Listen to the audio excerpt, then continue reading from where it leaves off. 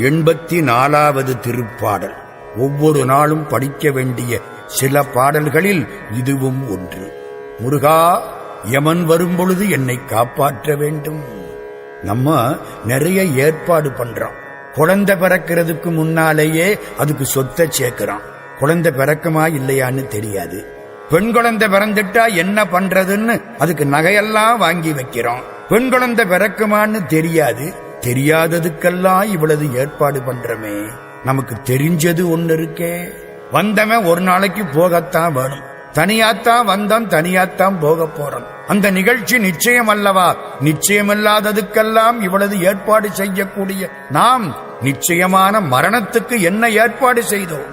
இப்பொழுது பேசுகிறார் அருணகிரியார். அப்பா, உன் பெருமையை பேசுவதன்றி எனக்கு வேற ஒன்னும் தெரியாதையா. ஒரு காலத்திலே நாம் படிச்ச படிப்பு போயிடும்.